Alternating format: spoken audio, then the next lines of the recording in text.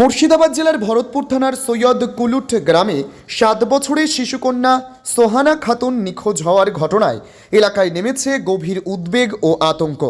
শনিবার সন্ধ্যার দিকে বাড়ির সামনে খেলতে বের হন সোহানা।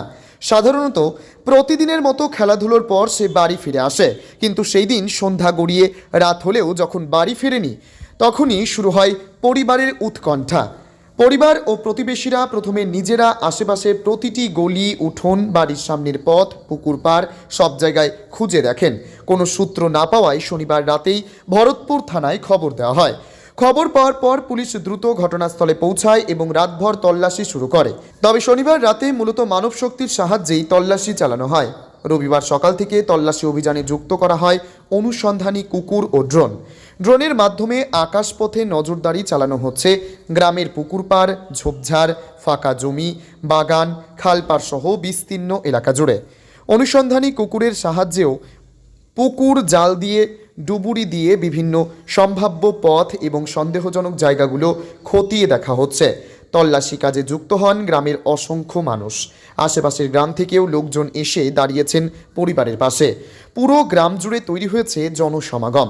প্রত্যেকে নিজের মতো করে খুঁজছেন কোনো সূত্র। এত তল্লাশি সত্ত্বেও রবিবার দুপুর পর্যন্ত সোহানার কোনো সন্ধান মেলেনি। ব্যুরো রিপোর্ট, এসটিভি নিউজ, সময়ের সাথে সত্যের সন্ধানে।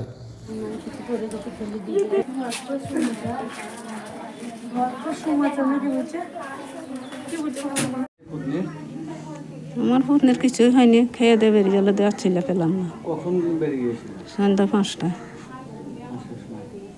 আপনারা খোঁজাখুঁজি করেছেন? খোঁজাখুঁজি মেলা করেছি। এখন কত ঘন্টা হয়েছে প্রায়? হ্যাঁ, একদিন পার হয়ে গেল?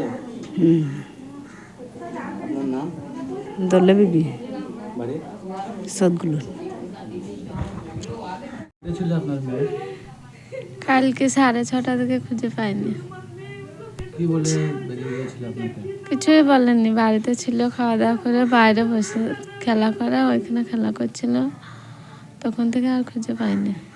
লাস্ট কথা আপনার সঙ্গে কি কথা হয়েছিল? ও মোবাইল দেখছিল। কখন দেয়া সেটা? 6:30 হবে এরকম। দিয়ে তারপরে বেরিয়ে গিয়ে যে সব জায়গায় খোঁজাখুঁজি করেছেন? গোটা বাড়ি খুঁজেছে। আপনাদের আত্মীয় বাড়িগুলা? হ্যাঁ, সব। আপনার মেয়ের নাম? সোহানা খাতুন, বয়স? 8 বছর। আপনার নাম? আপনার নাম?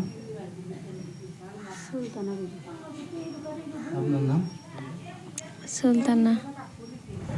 হুম।